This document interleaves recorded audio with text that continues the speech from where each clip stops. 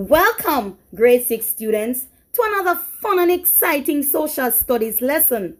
Now, today's lesson will be taken from the Jamaica Primary Social Studies for the National Standard Curriculum Students Book 6, 2nd edition, illustrated by Mrs. Turner-Whyte.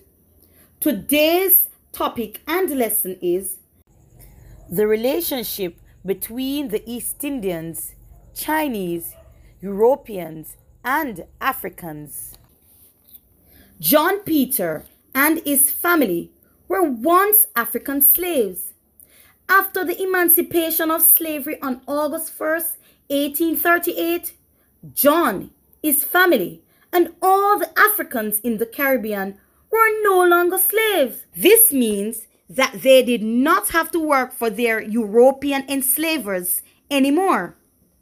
Now that the Africans were ex-slaves, the Europeans needed workers to work on their plantation, so they imported the Chinese and East Indians as indentured laborers.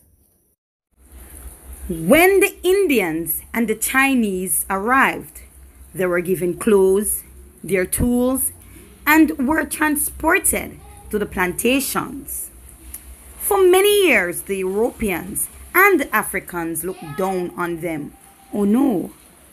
But after years passed, many Indians had children with the African settlers.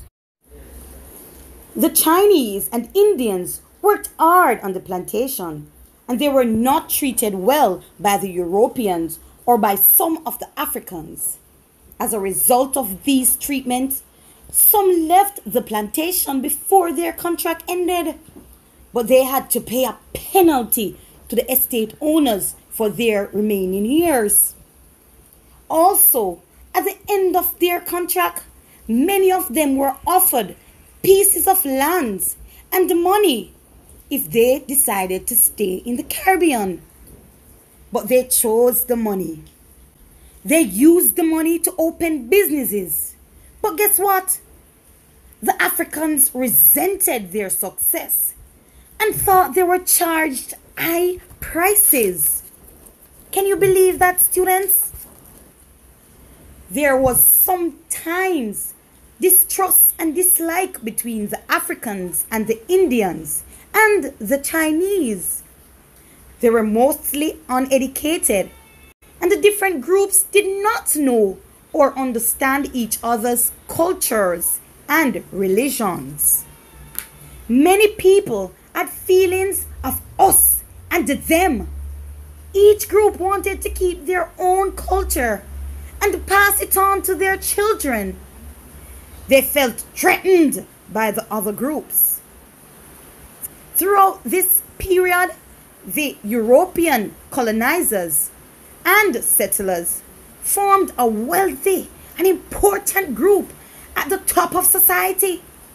They owned most of the land, held all the important jobs, and ran all aspects of society, including justice and the law. People without land could not vote, and wages were low. Few people had access to education. Oh my. What do you think about this, students? What do you think the relationship between these ethnic groups was like on the plantation? Come, let us explore.